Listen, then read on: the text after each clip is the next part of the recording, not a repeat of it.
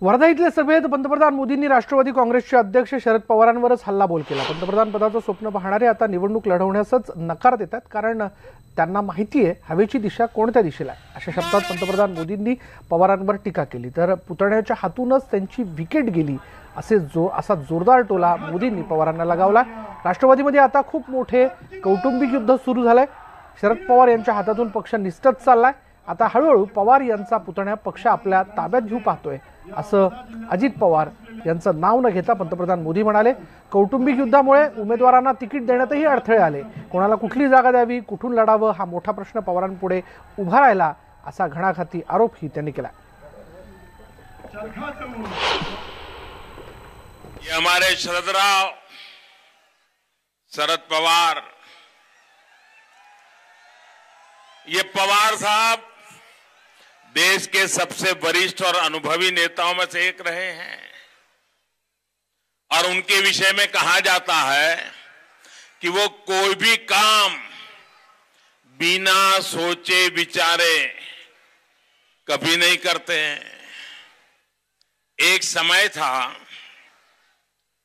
जब वो सोचते थे कि वो भी प्रधानमंत्री बन सकते हैं। उन्होंने ऐलान भी किया था कि वो चुनाव लड़ेंगे, लेकिन अचानक एक दिन बोले, नहीं, मैं तो राज्यसभा में ही खुश हूं, मैं चुनाव नहीं लड़ूंगा। शरद पवार जी भी जानते हैं कि हवा का रुख किस तरफ है। शरद राव की उनकी एक समस्या ये भी है कि एनसीपी में इस समय बहुत बड़ा पारिवारिक युद्ध चल रहा है।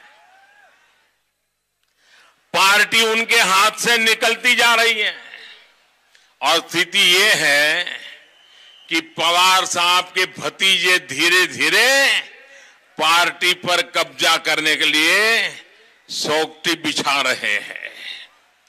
इसी वजह से एनसीपी को टिकट बंटवारे में भी दिक्कत आ रही है। पवार परिवार के लोग इसी बात पर माथापच्ची कर रहे हैं कि कौन सी सीटों से लड़े और कहां छोड़ दें। खुद एक किसान होने के बावजूद शरद पवार किसानों को भूल गए, उनकी चिंताओं को भूल गए। उनके कार्यकाल में ही कितने ही किसानों को खुदकुशी के लिए मजबूर होना पड़ा, लेकिन पवार साहब ने कोई परवाह नहीं की।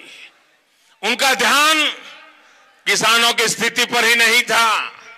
अब आज पवार साहब को लोगों ने ही बोल्ड कर दिया है। उनके झूठे वायदों की पोल खुल चुकी है, और वो खुद भतीजे के हाथों हिट विकेट हो चुके हैं। इस बात को अब कांग्रेस भी समझ रही है कि देश ने उसे सजा देने का मन बना लिया है, और इसके लिए नेता अब मैदान छोड़ करके भागने लगे हैं। जिसको उन्होंने आतंकवादी कहा है वो अब जाग चुका है, और इसलिए जिसको उन्होंने शांति प्रिय हिंदू समाज को, भाईचारे की जिंदगी जीने वाले हिंदू समाज को, पूरे विश्व को परिवार मानने वाले हिंदू समाज को आतंकी कह दिया, आतंकवाद हिंदू के साथ जोड़ दिया। इसके कारण अब उनकी हिम्मत नहीं पड़ रही है कि जहां पर मेजॉरिटी के लोग रहते हैं वहां चुनाव लड़ने की हिम्मत नहीं है।